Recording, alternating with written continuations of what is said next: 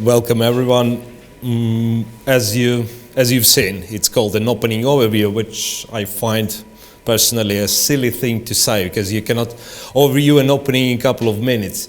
But today we had a very interesting opening discussion in two games. So same line in two games in English opening.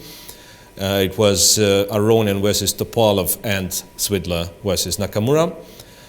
While obviously, I don't know all the details, but some simple things I'll try to explain in the next video. So that was the position reached in both games. And in both games, White played knight c3 to a4, which seems a little weird because you're kind of breaking the opening principles. You move the knight to the edge of the board. You move with you move for a second time with the same piece. So for beginners, it might be confusing, this move knight a4. Well, what you can do instead? Well, bishop d2 probably is a move to play. a3 is not recommended because black went on b4 with the idea to capture on c3 anyways. So black is waiting for white to play a3 to waste another tempo, and then black will gladly capture. So knight a4 is aimed against, well, to keep the pawn structure intact against this exchange on c3, plus it gives some additional possibilities for white. Both games saw a5. If a5 is not played, say rook to e8, then something like a3 followed by b4 followed by capture on b6, let's say, and playing bishop b2, gives white pair of bishops, nice room advantage on the queen side. Yeah, all in all, white will be better, and I don't know how much, but that's what you are looking in English opening for. A slight advantage and no risk.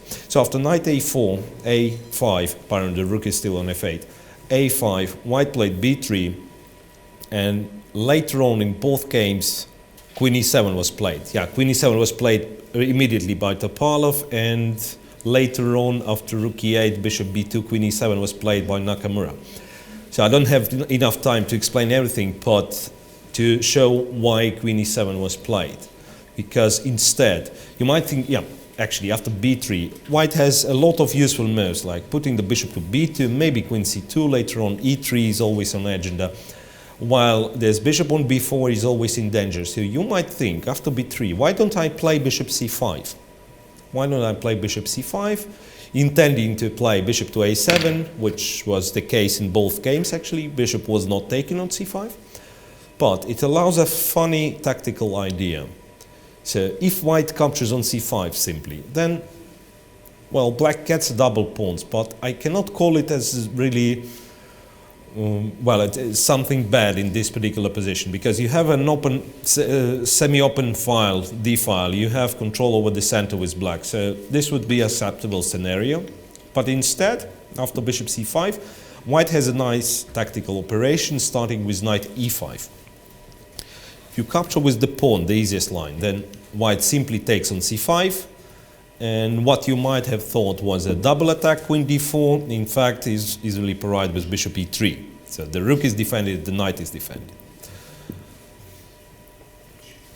After knight e5, you do have other options, but none of them seem to work. Bishop d4, knight c6, intermediate, attacking the queen. That's easy. And then finally, if knight takes on e5, white plays d3, d4, he gains the piece and gets some slight advantage. If black, well, probably black has to play something like bishop a7, then white captures there. And, well, different ways to continue. Bishop a3 is there, bishop b2. Most probably we're going to see exchange of queens on over d file, and it all will be slightly more pleasant for white. So, therefore, in the games, black played queen e7.